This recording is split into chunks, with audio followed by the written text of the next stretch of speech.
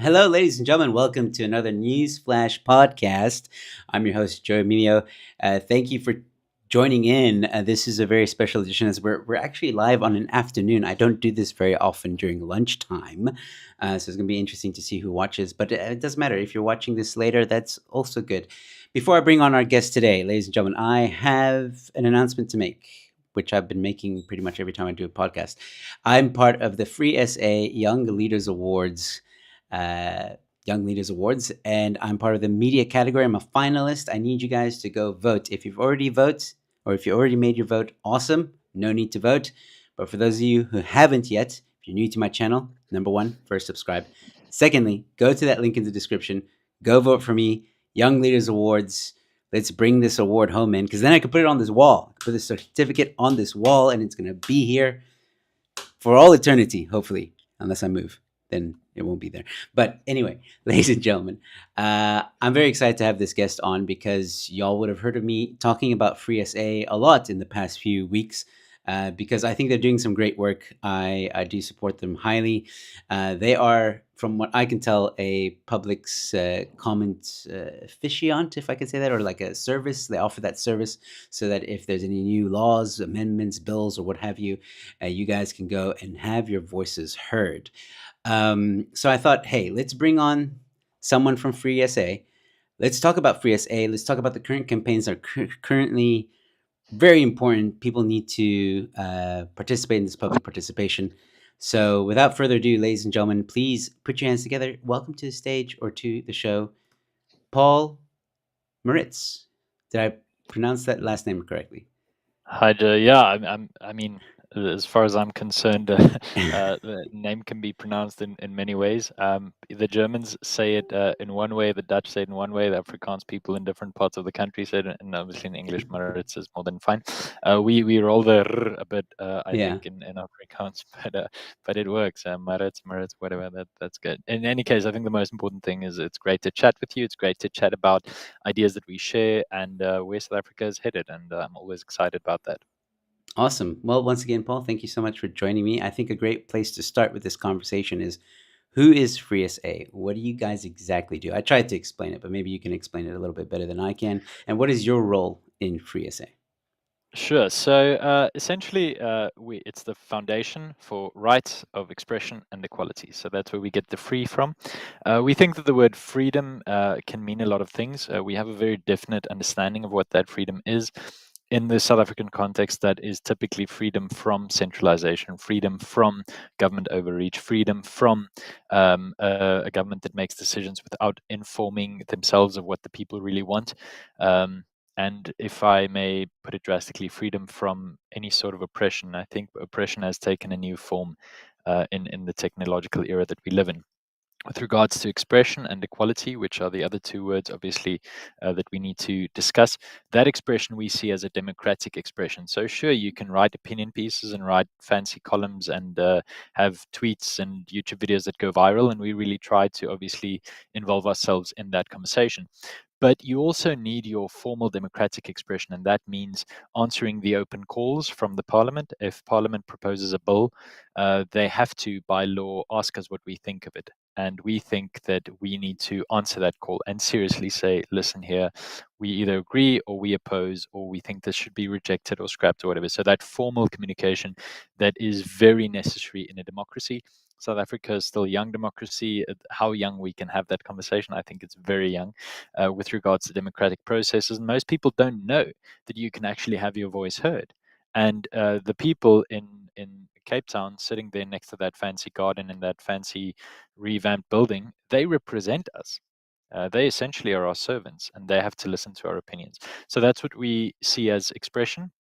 And then, with regards to equality, along with one of the other directors, I'm actually working on a report at the moment, which I had hoped would have been done by now, but it's taking a while. Equality is a very important part of society. But what do we mean by equality? For us, it's essentially equality before the law. we understand that people can never be completely equal with regards to the houses we live in. I mean, how absurd would that be to say everyone has to consume the same amount of calories every day? Everyone has to live exactly the same distance from work. If you make that sort of absurd revolutionary equality, then you get a society of like, say, 1793 in France, where they attempted to, like, have absolute equality forced down from the top, and that ended in tyranny. Or you have the Soviet Union in 1920, where it's again this attempt at an absolute equality that leads to, again, oppression, tyranny, and equality from the top. So yeah, we see it as equality before the law, but we understand that in with regard to matters of private work and private business, we see that merit is a very important part of any society. And that's not me thinking that up. That's actually a quote from Pericles, a Greek general who said that 431 years before Christ. So it is a foundational value in the West, and it's time that we dust those off and rediscover them. Excellent. Seems like you're a bit of a history buff. Yeah, I like to read. I'm currently working on a PhD about sort of Western ideas, about the ideas of equality and freedom, and how those form part of a democracy, and where the balance lies between them. Okay, cool. That's very exciting. But it's great. Speaking about history, like you did an article recently, which I kind of morphed into a video. I did credit you, and it was you. I mean, we can talk about it now. The deeds office wanting to get your racial classification, um, and you made a comparison to in Nazi Germany when they did classifications for the Jews, and how, yes, okay, fine, Jews weren't being killed at that moment when they were doing the classification, but it did lead to something more dramatic and horrible in the future. And you're kind of warning people like, hey, this is like, you know, this is a very dangerous road to go down. Am I correct in saying that? Yeah, sure. So, I mean, there are a lot of things going through my mind at the moment. One of the very interesting things is in sort of in German politics, there's this very interesting moment when Berlin was being split up between the East and the West. And at some point, when East Germany, which was obviously under Soviet control, when they had to decide what were they going to do about all these people going into West Berlin or going into West Germany, how are they going to approach it? One of the politicians made the famous point that he said, "No one is talking about building a wall. We are very far from talking about building a wall. We're not there." And then they ended up obviously building a wall. And that wall being torn down was one of the most important political Mm, events of the 20th century. Um, and so essentially, what I'm saying is you cannot judge future politics based on current circumstances, but you can safeguard yourself by not implementing stupid policies which allow people to do weird things. Is it absolutely impossible that the EFF or the MK party, or even parties further more radicalized than they are? I don't want to say further left, because I think left and right are economic categories, and these parties are radicalized. And they can easily become fascist, which we historically have seen as far right. So those categories don't necessarily help us with regards to categorization of radicalism. But is it impossible to imagine that a radical official could at some point get that list in his or her hands? I don't think it's impossible. mm, And therefore, I don't want that list to exist. Furthermore, if South Africa is a country where we say that we have an economy that functions, we have an economy where people can buy and sell, why is it necessary for you to know what color is the skin of the person who lives in that house? mm, I simply can't understand it. So the government says this is so. Just to give some context, what they said is when a deed is transferred, so let's say I buy a house from you, we now need to, in that deed transfer from you to me, we need to add Form LLL. And Form LLL basically asks questions about gender and about race and stuff like that. So then they say this is for audit purposes. And in principle, again, it sounds super noble. It's like, sure, so we will know exactly how many white people, how many black people own deeds in South Africa, and that'll make this audit very easy. I have various problems with that. First and foremost, to which extent do you want to govern your society? And secondly, are we really a non-racial society when we implement laws like this? So those are sort of the broader philosophical questions. But the more urgent question that you and I are discussing is, is that a list that we think should exist? If you have a party actively singing "Kill the Boer," right? My heritage is like voortrekker families, and I have family who work on farms, and my great grandfathers, various of them were reverends and academics, but a lot of them were farmers. So I identify with that word. If someone says kill the boer, yes, I don't own a farm, and I never will, because farms are crazy expensive, and it's a lifestyle that you really have to be brought up into. But uh, I identify broadly culturally as a boer. If someone says boer maak 'n plan, I think I really identify with that. I don't want a list to say where I live or where my parents live or where my children live to exist. And I think the same can be said all around. In the apartheid system, there was a list that said, okay, these are the people that have passbooks to come and work in white areas. They need to leave by 6 o'clock. Or in the case of the Free State, if you're an Indian person, you need to, for instance, leave the province by nightfall or whatever. I'm not exactly sure what the laws said. Is that a place where we're headed as South Africa? If not, why on this earth do we want that list? So, for these reasons, and I mean, I've now elaborated in various directions, and the fact that I can, without really going into too much detail, just simply pull examples from reality, shows me that this is not something that I want to exist. And pushing for it to exist, I think, by the deeds office is short sighted at the very least, and dangerous when drawn to its logical conclusions. Yeah, and I think like I made this connection, and I know like I might be connecting dots that may not need connecting, or maybe I'm being a bit far fetched or tinfoil hat on. But again, like what you just said, like if there isn't a reason why they're using this, why have it at all? And my assumption was, well, there is a new bill that is about to be released. They're working on it. It's the Equitable Access to Land bill, which seeks to basically,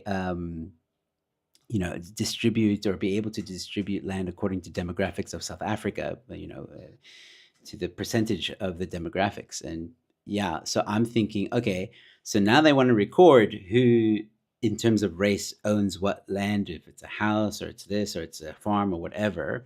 And then they're pushing through this other bill that allows them to basically distribute land according to demographics. So they can look and be like, oh, okay, this white guy who lives on plot 1506 in Brits, it's a farmland. Let's take that away and give it to these black people who need it more. I mean, and of course, we've got the Expropriation Act, which is also very vague.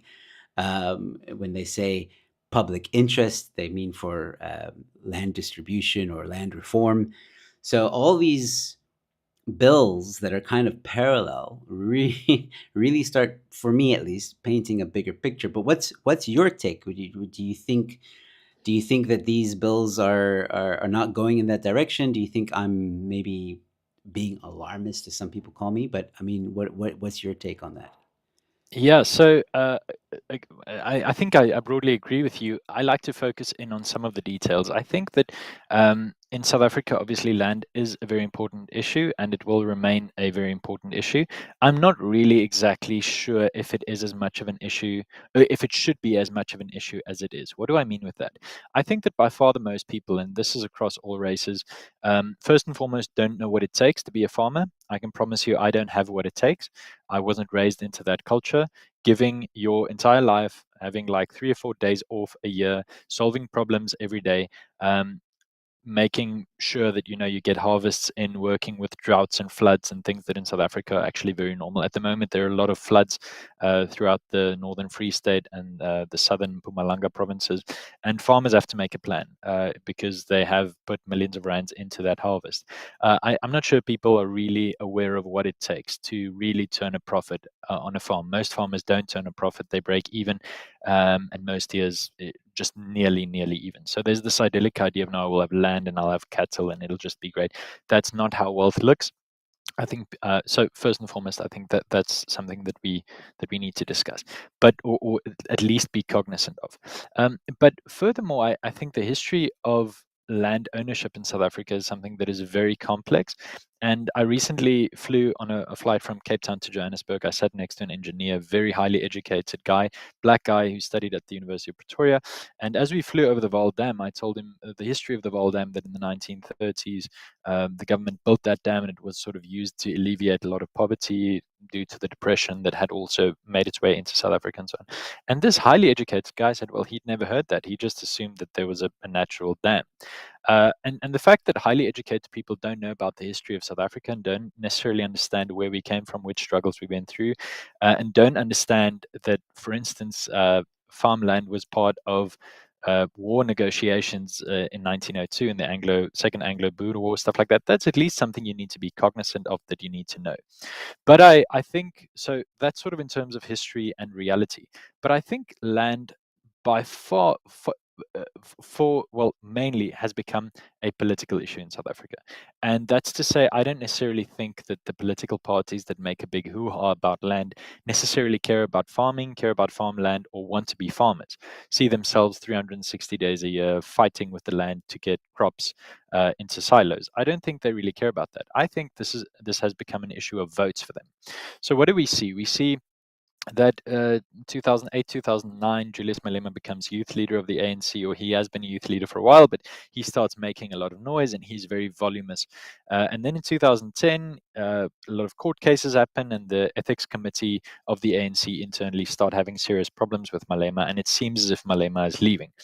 And this is mainly due to the fact that he keeps singing Kill the Boer, and then he keeps getting either sued and loses the court cases, or he keeps losing challenges in whatever formal way. So not to go into the formalities, but he realizes that he has a bit of a following.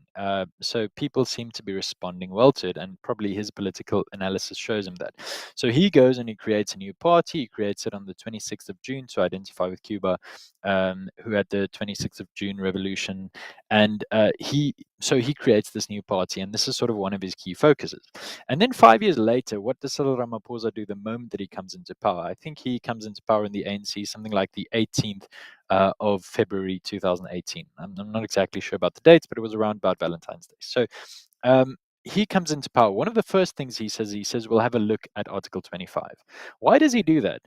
Cyril Ramaphosa owns a lot of farms, so probably you could say, well, he likes farming. I don't really think he physically does the farming. He now and then poses for a picture with his fellies and his two-tone shirts on, but for the most part, he has people who does that for him.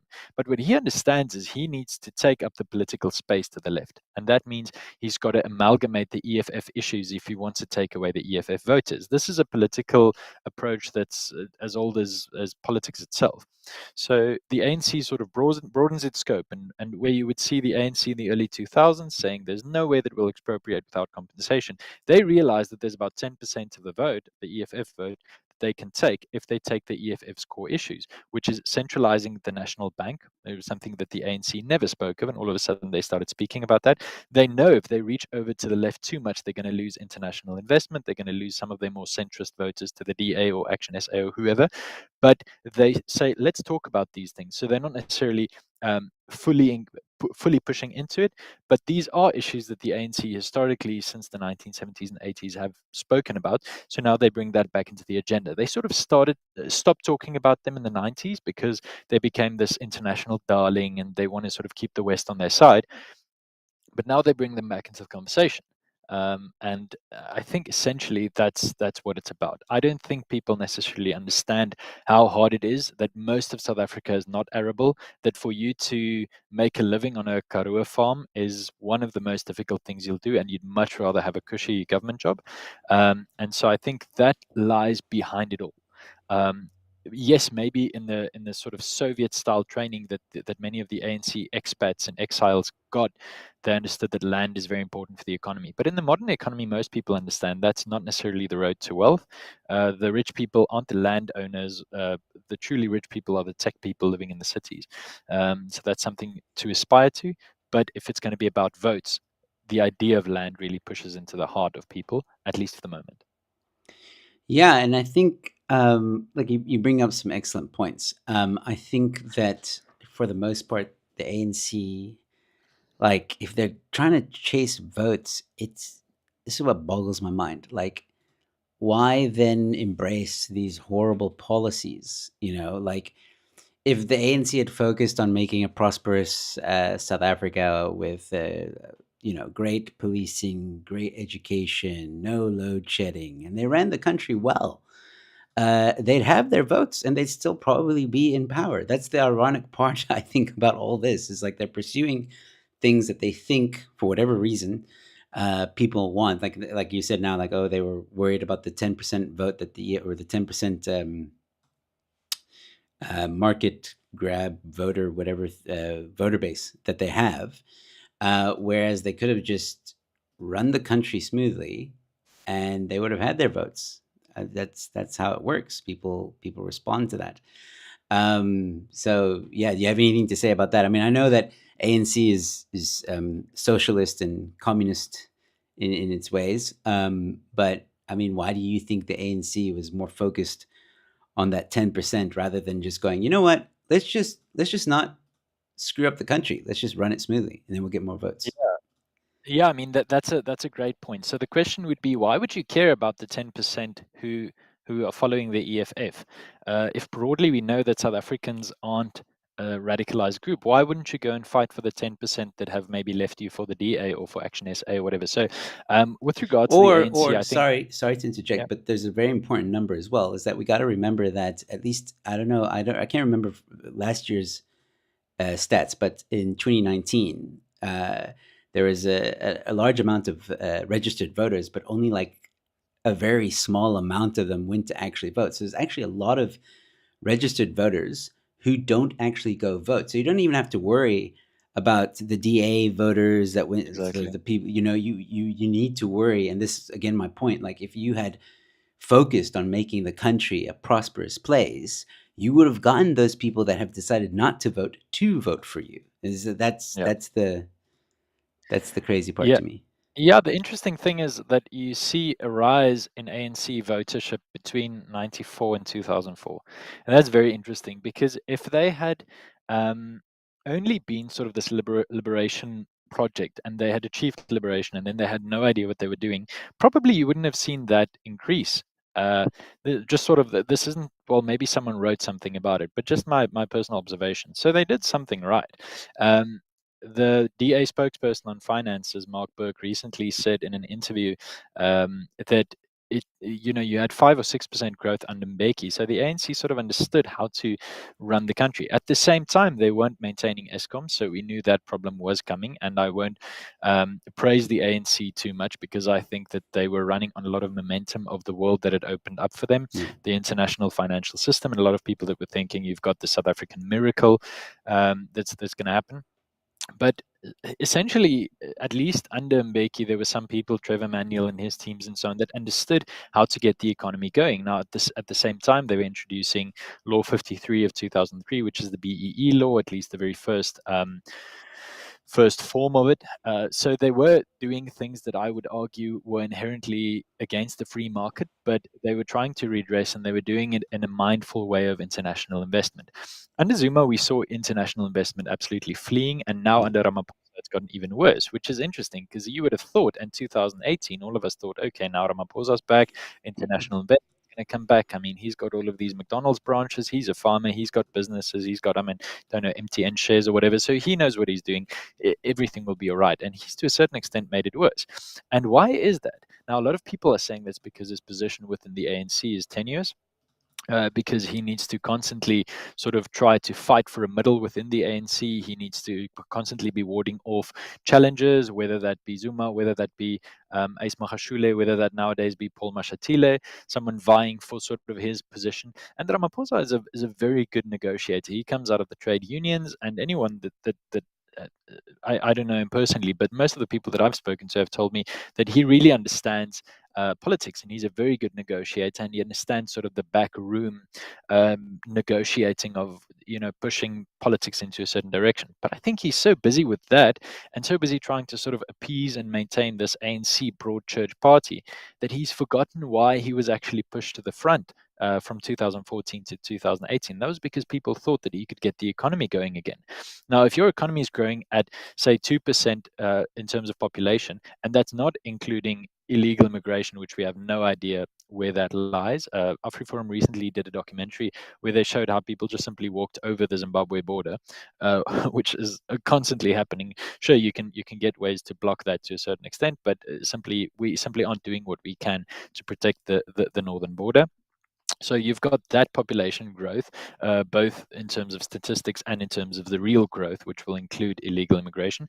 And then, you've got an economy growing at anything between 0.5 and 1%. And the main reason for that is because you're not getting international investment.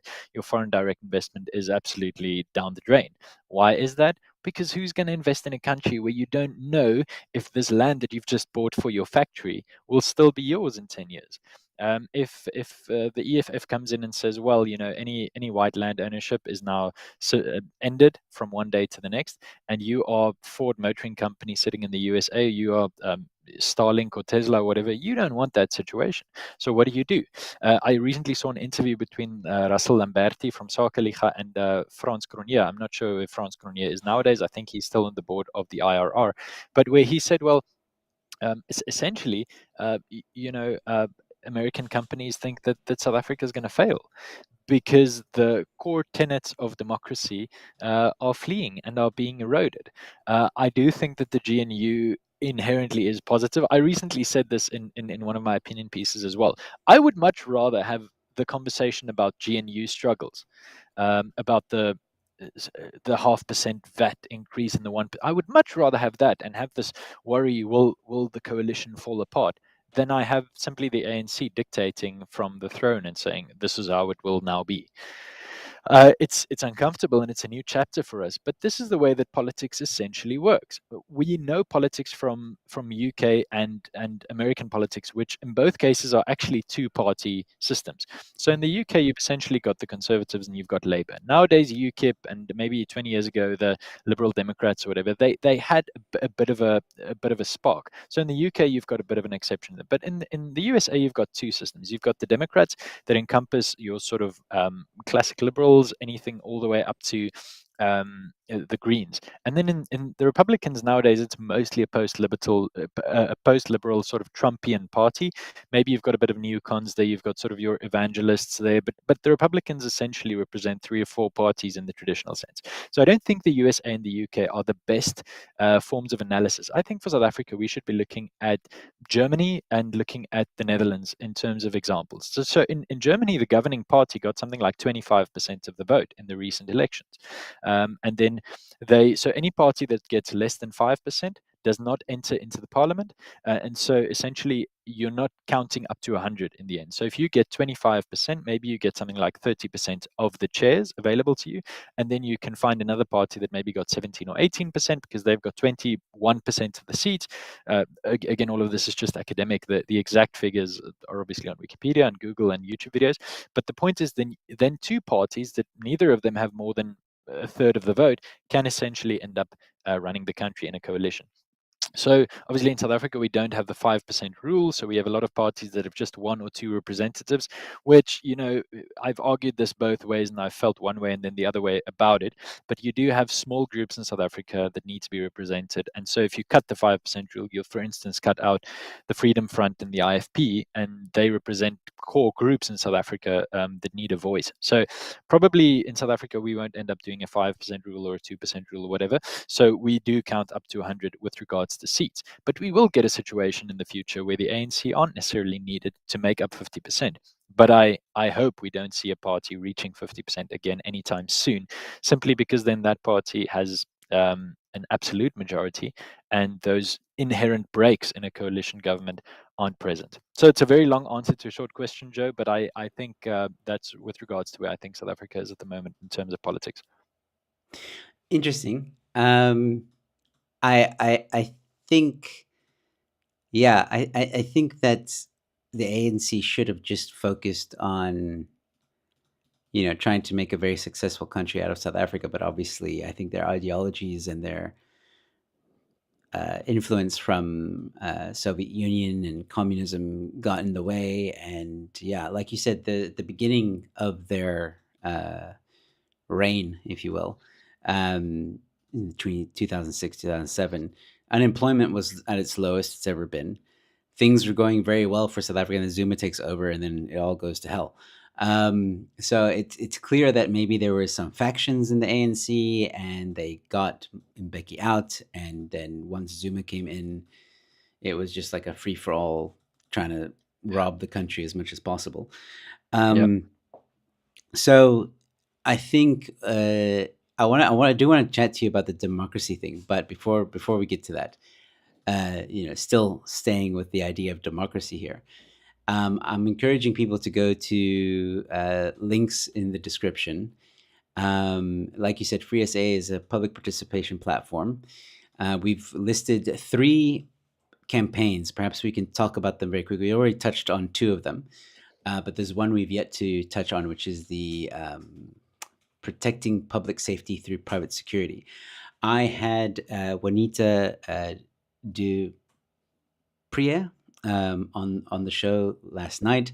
We were talking about this issue about the private security and this attack on private security. I see it as an attack where these regulations are basically going to kneecap this sector, this industry, and there's some pretty alarming things that are going to happen if they're allowed to happen. Now, you guys have your own campaign going on. I have in the video that I made previously also on this topic, I encourage people to go give their comment.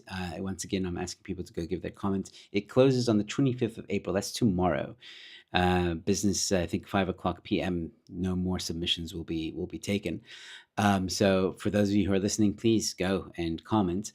But what's your take on this private security? On this attack on private security, what's your concerns and why should people comment? Yeah, sure. First and foremost, Joe, I want to thank you because we write up these campaigns and then we have our own social media and we use Facebook and we use X and we use WhatsApp or whatever. But the point is that large voices such as yours, and your voice is obviously growing. So for you to support us, I think that really helped. In the press release, we said that we had reached about 28,300 submissions, but by the time I actually wrote up that letter to the minister, it was close on 29,000, and I guess we're probably over 30,000 by now. So by tomorrow afternoon, just through our platform, we will have reached that. Now that's a massive, massive, massive amount of people saying we do not agree with this. Now let's take a step back. What do they agree with? What do they not agree with? Essentially, what the South African government wants to do. So you need to always ask yourself, what is the nature of the creature? And the ANC wants to centralize. They want as much power as possible to lie within the union buildings. This is not me being derogatory or trying to insult them or whatever. In 1988, Joe Slovo, who was one of the primary negotiators and thinkers about the new South Africa, now he was obviously Secretary General of the South African Communist Party.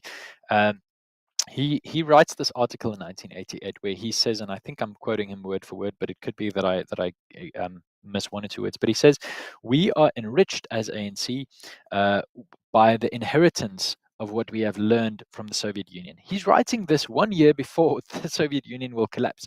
So he's waxing lyrical about how wonderful the system was and how we can use the mistakes of the past, but the lessons that we have learned to really implement Leninism in South Africa and use this centralization. Essentially, the idea is that if you have all this power centralized, then you can make decisions and you don't have a lot of opposition, and then you can push through your agenda. And for a lot of people, more socialist sort of thinkers, they think this is a good idea. More free market thinkers economically tend to think more like Milton and Friedman. These are core economists of the 20th century, who say that one person can never have all the information of 5,000 people, and so we should allow this sort of invisible hand. The invisible hand sounds sort of mysterious, but just to say that 1,000 people making 1,000 decisions essentially indicates a direction, and that is where the market is going, and we should make regulation based on what the people actually want, instead of trying to think that one person or one governing body or one party of 12 people or 70 people in the case of South Africa's massive cabinet can make decisions for the rest of the 65 million people. So what we essentially end up seeing is that the ANC thinks about themselves as centralizing. Now let's bring that into private security. In South Africa, we saw that the government simply did not have the ability to maintain the monopoly on violence. That's a phrase out of philosophy, but the idea is that a government has That's Mill, John Stuart Mill, a very, very famous philosopher who wrote this idea that the government has a monopoly on violence. So they may use violence to sort of subdue, they should do it responsibly, and so forth. So the ANC loses that around about 2010, 2011, when more than 50% of, or at least the private security in South Africa, have got physically more feet on the ground than the South African Police Service. Again, those exact statistics, I don't have them in front of me, but the point is we do at this moment in South Africa have a lot more private security. And apparently Johannesburg, you've got private fire trucks at the moment because the government simply cannot contain the fires that are breaking out in Johannesburg on their own. So private companies come to the fore, they make profit, and they essentially give better service. So that's worth it for people. Most of us, and I'm not sure about you, I certainly include myself. If I'm at home in Johannesburg or Pretoria and someone is trying to break into my house, the police are maybe the 10th or the 11th call that I make. First and foremost, I will call my neighborhood watch, or I'll call my private security company. And once I've called them and they haven't necessarily answered, I will call some other, a friend that I may have who knows a lot about weapons or who is licensed or whatever. So someone who can help me. And then once all of that is done, I simply phone the police in order to get a case number so that I can claim it from insurance. And that is the role that the police have become for a lot of us. I'm not being cynical. That's really the case. If you simply phone the police to get a case number because that is required by law, you will not call them to come and help you. For that, you will call private security. So a lot of us, and this isn't a racial issue, this is true across racial groups, across provinces, this is true in South Africa.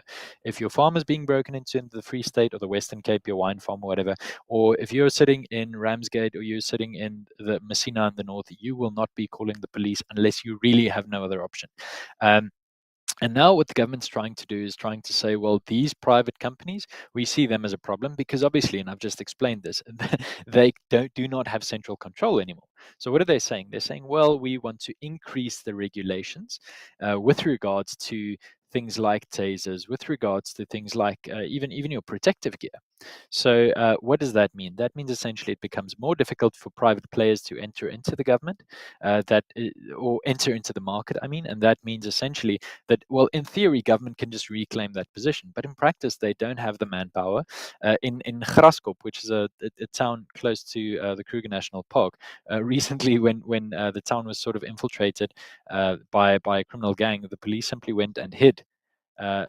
So if that is the way that government thinks about this monopoly that they have on violence, they simply cannot oppress the violent forces out there, at least the malicious forces trying to destabilize, trying to make profit through criminal means or criminal approaches. That means we have become sincerely dependent upon private security. I think it's almost comical, if it wasn't so sad, that they think they have the right to take away the only reprieve that we have, the only way that we have to protect ourselves. What happens if these private security companies aren't there anymore, and you phone the police and their phone isn't good? Well, you can't phone them because they haven't paid their phone bill. And these are real things that happen every day in South Africa, right? So who are you going to call? Because you're not allowed to call your private company because they've lost their license because the government decided that their tasers didn't have the right batteries, and government have given themselves the power to now shut off that operation. That's a horrible situation to live in. I don't think that this can go through if government pushes it through, even after more than 30,000 South Africans tell them it's stupid. Then I'm sure some other judge will see fit to block it. If a judge doesn't see fit, then some other international body will have to say for shame to the South African government. But it's ridiculous. So again, a very long answer to a very short question, but that's essentially what they're trying to do. So inherently, I always think, what do the ANC want to do? What is their primary goal? When a baby cries, I know it wants something. If the ANC is acting in a certain way, it wants something. I think the rise of the GNU, maybe a couple of years before the ANC had projected that they would lose absolute power, I think that's pushing them to really try to reach the last tails of their agenda. I see that you have sort of a movie regalia behind you and interesting stuff. So I'm sure that you'll get the Lord of the Rings reference. But when the Balrog comes and everyone is sort of running through Moria, you see Gandalf sort of pushing down his staff and saying, "You shall not pass." And then the Balrog has already fallen. I used to say Balrog, but then I googled it; it's with a G at the end. So the Balrog is falling down, and then he takes his whip of fire, and he whips it one more time. And even though he's falling to his death, he grabs Gandalf by the ankle, and Gandalf falls. Um, and essentially, that's the metaphor that I get when I think about the ANC. They're no longer in power. The Balrog has fallen, but that whip is still coming around, and they're trying to do as much damage as they can. From our perspective, they think they're just pushing through this revolutionary agenda, which Slovo really wrote a lot about in the late 80s. And I would advise anyone who's trying to understand what the ANC are trying to do to just read in the late 80s what they said they were going to do when they come to power. They've spent 30 years enriching themselves, and now in the last whip of the fire whip, the last whip of the Balrog's whip, they're trying to sort of push through some policy that they said they were going to implement in the late 90s. But so nevertheless, they're trying to achieve that, and that's what I see this PSIRA campaign to be. So for anyone who hasn't done it yet, please add your voice to that list. I think it's a noble cause that we're fighting for, and more than that, I think it's essential. Absolutely. And I think your analogy and metaphor is apt 100%. And there is that sense that the ANC realizes or can see maybe the writing on the wall that maybe in 2029 they won't be in power. According to a recent poll, apparently the DA now has more votes or has more support than the ANC. Yeah, the IRR polling. Yeah, they said Yeah, that they passed them. The ANC is at like 36%, and the DA at 37.5 or whatever. That's interesting. Obviously, I think VAT had VAT, which the IRR calls a bread and butter issue. I yes. think the ANC misread that one. They didn't really understand that their own people, their voters, will be struggling due to this. Exactly. And I'm still, I don't know. It's interesting that poll. I'm not sure what to make of it. Maybe, and then polls are just a snapshot in time. Who knows if they do another poll this time next year, what the poll will say. But regardless, whether or not that poll is true, I'm sure that the ANC can see that their voter base is dwindling. The biggest and most effective poll, in my opinion, is elections. And Yeah. they lost dramatically. For the first time in 30 years, they were under 50%. A huge outcry from their voter base saying, we're not happy. And I think they know if they continue on with this continuous downfall of South Africa, that they're eventually going to be voted out and someone else is going to take over and stuff like that. So I do agree with you. And I've often said this. I think we're witnessing one of the biggest heists in South African history. And the problem is it's done legally by the ANC. So I agree with you about the whip thing. What I find interesting, and this is not I do not mean at all to discredit the work that FreeSA does, because I do believe that public participation campaigns do work. But I think that some people may feel that because of previous campaigns, they've maybe handed in their comments, and the government still was like, okay, we have 30,000 submissions, but we don't really care. We're going to push this through. You know, obviously it hurts the South African people because it's like, you see, like the ANC is just going to do what they want to do.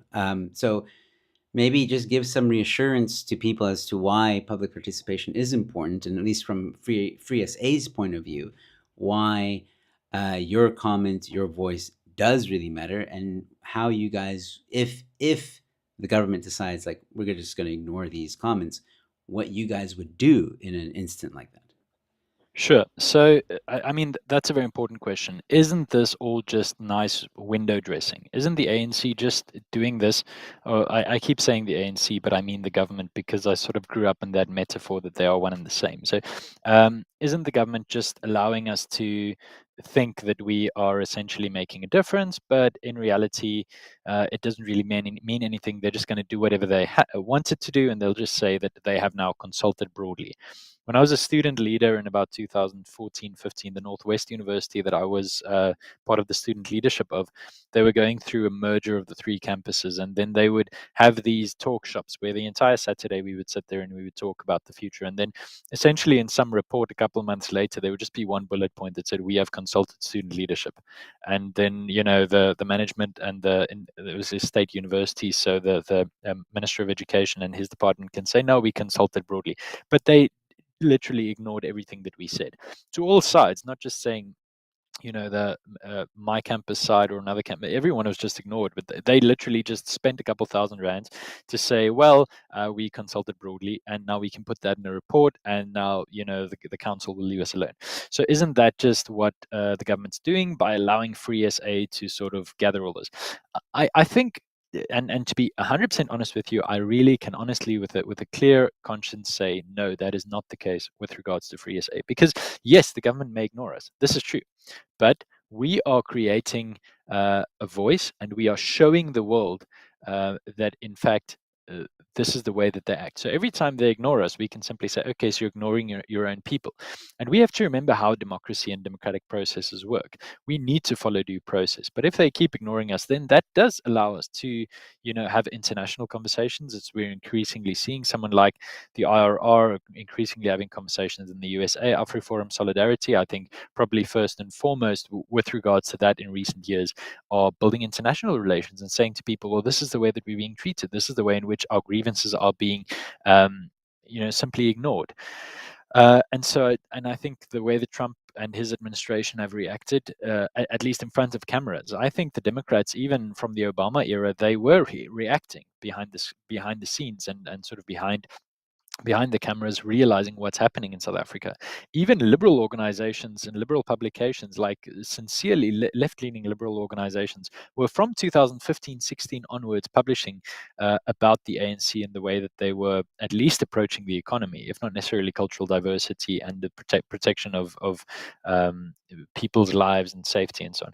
But people were realizing for a long time now that this is going on. And so that is one of the reasons why we do this. If they ignore us, then essentially we can show, okay, so they are not acting as a democratic group. But I also think that that this does have a positive effect. I think it becomes very difficult for the ANC to simply ignore everything. I'll give you an example. When they recently announced the budget and they said they wanted to increase VAT, even before the DA had rejected it, we heard these rumors that no, they were going to increase VAT. So what we did from FreeSA is we drafted a proposal where I studied theology as a first degree. So this idea of, you have 12 disciples and you have 12. So the 12 just made sense to me. And I know that some of the first cabinets in South Africa just had 12 members. So we said, well, let's think about, I didn't just randomly pick the number 12, but I thought, let's see if we can make that work.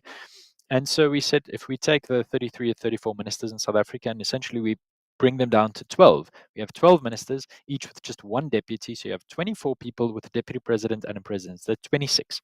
So you cut down 51 salaries, and you essentially cut down various departments. You either push them down to the provinces or you amalgamate them or whatever. There are various ways to do this. I mean, Germany, with an economy 20 times the economy of South Africa, they've got 16 ministers, right? And the USA, I think they've got 20 or whatever, well, they call them secretaries, right? So, but the point is, we have a massively bloated cabinet. So we, for instance, made that point. And now the question would be, yeah, but didn't the government just ignore you? I mean, they simply pushed through the VAT thing, and what did it really matter that you had raised your voice? Well, President Ramaphosa recently came out, and to his own discredit, I would say, because he didn't do a good job of it, but he defended the size of the cabinet. Why would he do that if our comments, I'm not saying we were the only ones who made that point, but if our comments were simply ignored and they literally couldn't care less about it, like, water off a duck's back, they were just like, whatever. If that was their approach, the president himself would not have made a comment about that. And I think the same can be said of many. Recently, a lot of South African commentators have been speaking about Lenin and Lenin's influence. Now, I've been publishing about this a lot. I did a master's degree on sort of radicalism and where the EFF essentially comes from 5 years back. As I've really studied the essence of Leninist politics in South Africa. And in Leninist politics, the way that you approach it is, if you push a certain issue and you don't get any pushback, then you just push through. The balance of powers, as the ANC calls it, and that's a very famous famous thing to say when you're talking about ANC policies. But the balance of power is in your favor, so push through. Just go ahead with it.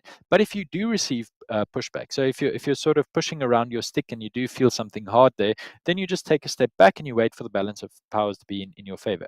Now, that's a very violent, a very irritating way of approaching politics, I think, because that means that you're constantly trying to push your position through. You're not trying to cooperate. You're not trying to think in synergy. How can we get all of South Africa to prosper? How can we go forward? You're constantly thinking in terms of this national democratic revolution, where you're trying to, vilify those who dare oppose you, instead of thinking, okay, let's work together. Let's see. That's what you want. That's what I want. Can we find a middle ground? That's not the way that they think about it. They think about it as, balance of forces, harder and softer opportunities to push through. And if that is the way that you essentially approach it, it's just a very, very, very irritating way of going forward. Joe, I realized every time you ask me a very basic question, I run into philosophy. I do. Must be. No, no worries, man. The first few answers are interesting, and then it's like, can this guy just stop talking about Lenin? no, no, no, no, But not I at really all. think that helps me to understand the ANC and understand what they want for South Africa. And I didn't even know if they have a clear vision for it, but I do think that they're ideologically drunk, meaning that they are so under the influence of their own ideology that they That's true. can't. Their vision has become blurred. Absolutely. No, don't worry about the long answers, man. I don't mind. I like my guests to talk, and also I think it also provides context for a lot of people that people may not actually know. Surprisingly, but not everybody is in the political sphere of South African politics. I think a lot of people in South Africa, and I know because I used to be one of them. I think the majority of people of South Africa that are in the middle class just want to make a living. Like they're rushing to get to their job, and they just want to like work, and then they want to go home and they want to enjoy time with the family, or they want to go out with friends, or they want to go to dinner, or take care of their kids, or whatever, and just be entertained by Disney Plus or Netflix or whatever. Right? Those are the Exactly. majority, and most of them, when you talk about politics, they don't want to hear it. They're like, the government's effed up. It doesn't matter. And then the lower class or poor people. I don't think they even have time to worry about politics. They every now and again will hear the ANC say, "Hey, we're here. Here's a shirt. Here's a food parcel. We don't worry. We haven't forgotten about you. Vote for us." And then they disappear, and then they're just left, angry at white people or angry at whoever. And again, they're just trying to provide for their family. They're just trying to live. They're just trying to exist. And I think the poor people in this country have a lot of anger, even though it's misplaced. And the ANC has caused that in EFF and MK. But I think the majority of people in South Africa don't actually know the history. I mean, to your earlier example of that highly educated engineer in the airplane who didn't know about that dam. If someone like him who went and had an education doesn't even know about that, it shows you Yeah. how little South Africans actually know about their own history. Yeah. And it's Can I briefly interrupt you there just to tell a story? When we had a university visit, when I was sort of a student leader, we had this university visit, and then I think it was students from Cape Town or something, and they came to our university and they asked for a bit of a history, and then I started it in 1652. In fact, I wow. think I started it in like 1517 with the Protestant Reformation, because that's just the way that ideas. I think if we forget that everything is actually interlinked, Mm, in terms of like where do we come from? Why did the Dutch in the 1650s want land? Why were they trying to expand? And then you have to understand that in 1648 you had the Peace of Westphalia, which was after the 30 Years' War, essentially between the Catholics and the Protestants, but it's much broader than that because it was essentially between the French and the Habsburgs, and both of them were Catholic. But why did the French support the Protestants? So you need to understand that. And then you're like, okay, well, where does that come from? Why did that war break out in 1618? Because in Prague, some Roman Catholic cardinal was thrown out of a window. Okay, he actually survived, so that's part of the story. So why did that happen? Okay, then you go back to 1555, the Peace of Augsburg, which said, well, in every province, the faith of the prince will be the faith of the people. And so, okay, where does that come from? And then you go back to 1517, Martin Luther. Why does that happen? Because before that, the Pope wanted to build this massive St. Peter, which is the Basilica and the Vatican. They wanted to build that, and they did that by taxing the people north of the Alps in modern day Germany. So if you understand all of that, and you're like, okay, so then we got the Dutch in the Cape, and then sort of the Dutch 17th golden century stopped, and then the English sort of took over. So now you've got an English-speaking country where English is like the language at home of 6 or 7% of the people. So how does that work, and where does that come from? But if you don't know where South Africa came from, you don't understand that in 1910, after the Anglo-Boer War, someone in London decided, well, it'll be administratively a lot easier to just take these two defeated republics and these two colonies and just make them one. Let's just do that. That's easier. If you don't understand that that's where we come from, you'll think it's fine that a Venda president sitting in Pretoria will tell a colored Muslim person on the Cape Flats in what language their children should be educated. And you'll think, oh, that's normal. But that's not normal. No. And you need to understand the history to understand why essentially South Africa works the way it does, and how we might reconsider that, and how we might think about the future. Or learn from our history. I think that's more Exactly. important. Yeah, not And repeat the mistakes of the past. Yeah. Yeah, 100%. Listen, I would love to have you back on the show, and we have like an in-depth history lesson on South Africa, because I'm very, very curious about it. I know a little bit. I mean, I follow Anthea Jeffrey, and I've read some of her books, and I've watched some documentaries as well. But and I've had some other guys on my show talk about the history of Afrikaners, where they came from, how they came to be. But I'm always interested to hear another take. I'm always interested to Where hear did they more detail. start it? If I might ask, where did they say like the Afrikaner thing started? From like when the Dutch landed. Yeah, so I He mean, went that far back, but I mean, I can take I'm you sure. back to the 9th century AD when Okay, so it's going to be a when two-part episode. yeah, when Karl or Charlemagne essentially, when who was sort of the king of the Franks. He wasn't Yeah, French. He was spoke something between German and Dutch. But when he pushed back Muslim forces out of southern France and Spain, he essentially gave one of his generals a little farm called yeah. Orange, which is a town in southern France. And that guy then sort of his family much later, 6-7 centuries later, would then out of Germany go and sort of conquer the 7 provinces of the Netherlands, and that's where the orange color. And so yeah, it's a whole thing. It's a whole history that goes back many centuries, and it's not as interesting maybe to other people, but to me it's like crazy interesting to No, know I'm where you came interested. from, and I'm where I'm where the interested. ideas came from essentially. Yeah. No, I'd love to have the conversation. And hear exactly where it came from, because that's already interesting to me. I I'm ashamed to say, like, I do have a love for history, but I'm just at least now in my current situation in life, being a father of two, and managing a business, and then YouTube and all this other stuff that I've got going on, it's difficult to find time to read. And I know what you're gonna say. You just make time.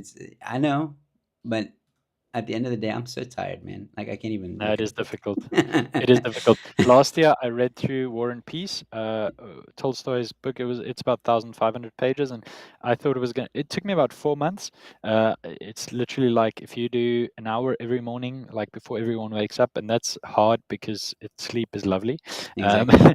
But if you can do like 10 pages a day, it should take 5 months. But then if you like to Saturdays now and then, or if you have that random day where you just have Yeah. the house to yourself, and then instead of just watching the reruns of Frasier, you just actually read. Hey, it's one of my Um, favorite shows. Yeah. yeah, it increases my English vocabulary. I find that watching intelligent programs is usually good for expression. Yeah. We have one of 44 regular viewer on our channel saying Paul is an interesting nerd. Would like to hear more from him. Great. Definitely, and I agree. And I mean nerd in the nicest way. Yeah, I've made peace with it. It's a great title to have. Big Bang Theory changed that for my people. Yes. Amandla. So yeah. I think, just to close off very quickly, we need to encourage people to go and lend your voice, give your comment on these campaigns. Again, the campaigns are linked in the description. 2 of them are very important because they close. I think the one, which is the private security one, closes on tomorrow. But closes then tomorrow. Yes. the no racial classification in land ownership, which is that Form LLL, where they want to, which we discussed at the beginning of the show, that closes on the 30th of April. So those two right now need great attention, and share the link with your friends, your family. Let's push back. And Yep. I do know that our other organizations are also on top of this. Sakalicha, and I think Action Society also involved in this, at least with the private security. So support them as well, but also support FreeSA. Tell people about FreeSA. And again, I'm part of the FreeSA Young Leaders Awards. So vote for me. Link also in the description. All right. So, Paul, is there anything you want to say in closing? Maybe encourage people where they can find FreeSA. I've left the link to the website in the description. Y- And maybe something else you want to leave our audience with. Yeah, so maybe I think first and foremost, with regards to FreeSA, with regards to South Africa, your voice counts, and modern technology allows us to really elevate our voices. So please support FreeSA, support our campaigns. If you can afford it and make a small contribution, there's a button that you can just push support FreeSA. We obviously need that to litigate and stuff like that, and to really grow some teeth and stand up against oppression if and when we see them. And then thanks, Joe, for the time. I would love to continue our conversation into the future through various points of conversation. And it's been lovely. Great. Like I said, we'll chat maybe next month, in May sometime. We can have you back on the show when you got a lot more free time, and we can have like a history lesson. I want to know. I'm gonna do it for me. I don't care if the viewers don't want to know. I want to know.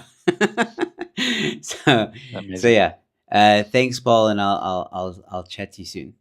Cheers. Thank you. Bye. All right, ladies and gentlemen, that was Paul Maritz from FreeSA. Once again, coming onto the show to chat about their upcoming campaigns that are about to close. Once again, those campaigns are Protect Public Safety Through Private Security. That's a very important one, closes tomorrow. And then we've got Say No to Racial Classification in Land Ownership. That closes on the 30th of April. And you might want to also pay attention to the Stop Race-Based Land Grab, Oppose the Equitable Access to Land bill. That's still in development. There's no deadline to that yet because the bill hasn't come to fruition yet, but it's on the way. And so FreeSA thought they'd get ahead of it and start getting in some of those comments now. So once again, ladies and gentlemen, I hope you enjoyed that conversation. Paul is a very interesting person. It's the first time I've actually chatted to him, and it was quite an interesting conversation indeed. So please share this stream with your friends, your family. Let people know that there is hope. There is hope, especially when it's organizations like FreeSA that are fighting for the rights of South Africans as a whole. So with all that being said, ladies and gentlemen, I got to get back to work. Not used to doing these afternoon streams, but they're a lot of fun. And thank you, by the way, ladies and gentlemen, for joining in on the conversation. I've seen Bernard is here, 1 of 44, Kevin Ziller. Thank you guys so much for tuning in and watching. And then we also had Billy Smith and Dylan Combrick, Francois Mullman. Sorry if I'm butchering these names, but thank you guys so much for tuning in. Thank you guys so much for listening. And thank you, Kevin, for saying great show. So yeah, I had an episode released this afternoon. The taxi industry is getting 1.35 billion rand from the government because of COVID relief, even though we're no longer in COVID, even though COVID is over. But they're still getting the money. So go check that out. Might make you angry, but hey, what in South Africa doesn't make you angry except for a braai, huh? All right, ladies and gentlemen, enjoy the rest of your day. I will see you soon. There's a very special show happening next week, Tuesday evening, 8:30 p.m. More on that. Keep an eye on this channel. I think some of you are going to be very excited to see it come back.